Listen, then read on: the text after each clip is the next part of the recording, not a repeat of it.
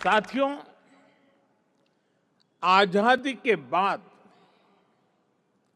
South block और north block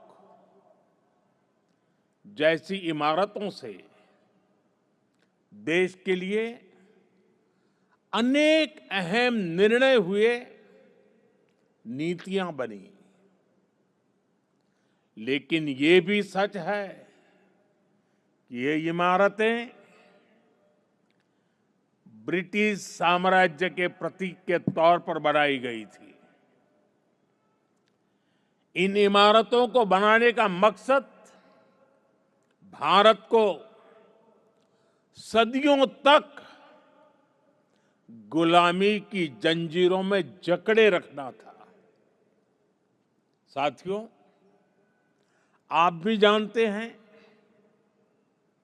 एक समय था जब कोलकाता शहर देश की राजधानी हुआ करता था।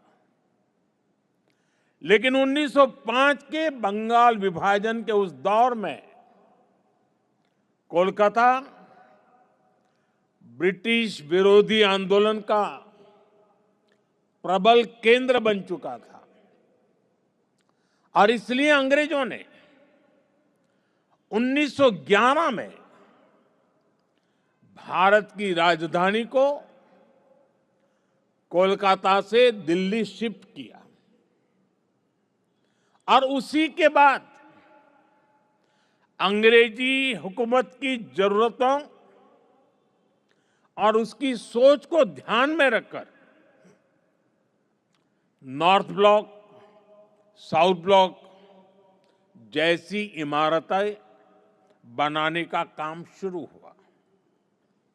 इसके बाद जब रायसीना हिल्स के इन भवनों का उद्घाटन हुआ था,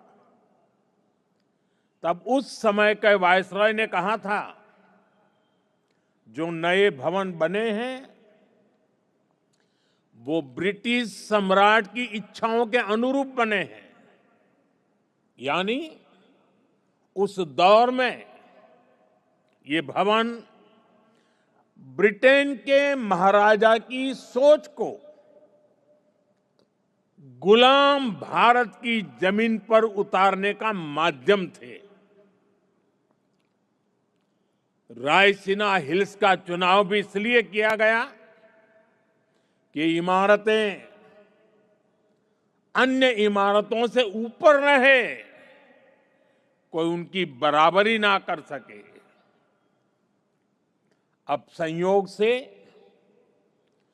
सेवा तीर्थ का ये पूरा परिसर किसी पहाड़ी पर न होकर जमीन से ज्यादा जुड़ा है। साउथ ब्लॉक और नॉर्थ ब्लॉक जैसी इमारतें जहां ब्रिटिश हुकूमत की सोच को लागू करने के लिए बनी थी, वहीं आज मैं गर्व के साथ कह सकता हूं कि सेवा तीर्थ और कर्तव्य भवन जैसे नए परिसर भारत की जनता की आकांक्षाओं को पूरा करने के लिए बने हैं। यहां से जो फैसले होंगे वो किसी महाराजा की सोच को नहीं, 140 करोड़ देशवासियों की अपेक्षाओं को आगे बढ़ाने का आधार बनेंगे। इसी अमृत भावना के साथ आज मैं ये सेवा तीर्थ,